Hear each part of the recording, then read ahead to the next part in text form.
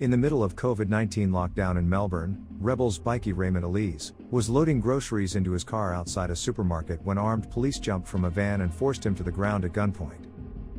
With members of the anti-gang Viper task force standing over him, Elise was told that his visa had been cancelled and he was an unlawful citizen in Australia and will be deported. Thereafter, he was arrested and escorted to the Immigration Detention Centre. After being held for a month in a Melbourne immigration transit accommodation in 2020, he was deported to New Zealand, his country of citizenship, under the controversial 501 legislation and has been here since.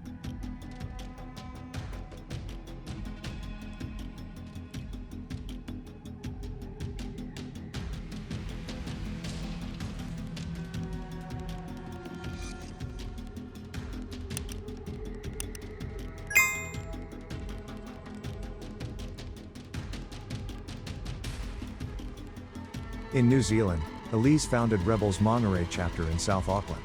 The chapter then started expanding and recruiting members. He also started expanding his business in the area and overlapped King Cobras, the prominent ruthless motorcycle club of South Auckland.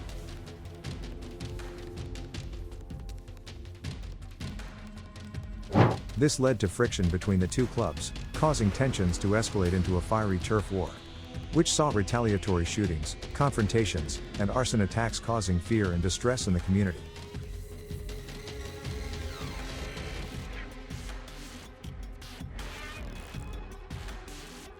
The simmering turf war was named the War for Mangere, and there had been at least 12 incidents linked to the conflict, including 6 arsons, 3 shootings, and 3 incidents involving both. Cars, businesses and homes were targeted, and both sides faced casualties.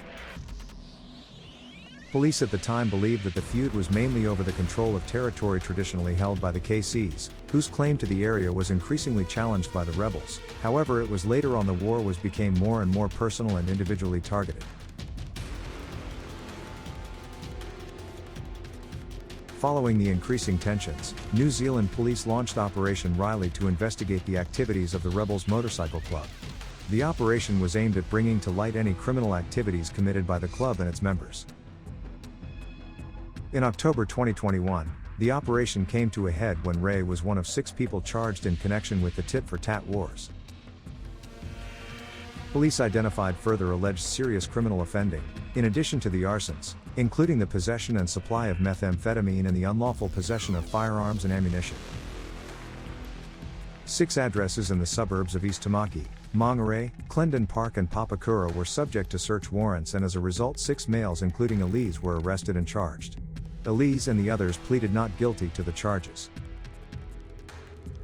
They were headed to trial, but at a call-over appearance in the district court on Thursday, January 26 before Judge David McNaughton, a Crown prosecutor withdrew the organized crime and drugs charges against Elise, along with charges against several of his co-defendants. The men walked free.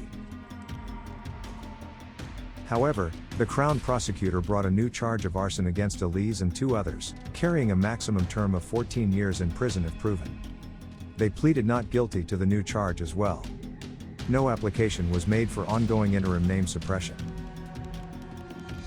This is not the first time Elise is facing court in Auckland. In July 2021, Rebels bikie president, with 3 others, was charged with assault following an attack in Auckland city centre.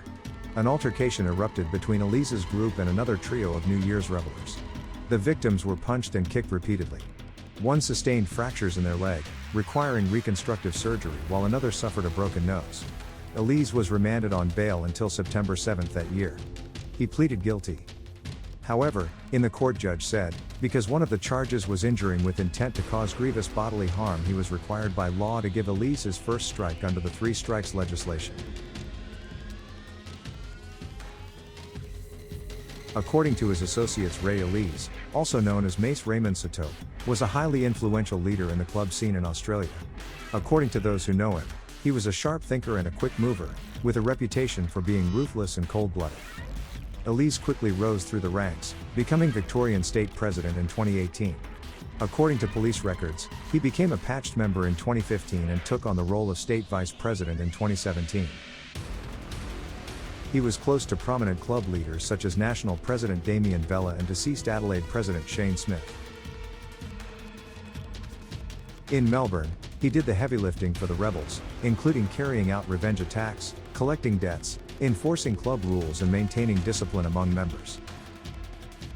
He had a criminal record in New Zealand, where he was involved in the street gang scene in South Auckland in the 2000s. He grew up with teenager groups like Kautama Brotherhood, KTs, the Bad Troublesome Ward, BTWs, and the Killer Bees. Under Elise's leadership, the Rebels Mangere chapter flourished, with increasing numbers and power, as well as a growing drug business. Elise was known to depatch members who did not meet his expectations. His sergeant-at-arms was a former rugby league star who worked for the Department of Corrections but was fired after authorities discovered his connections to Elise.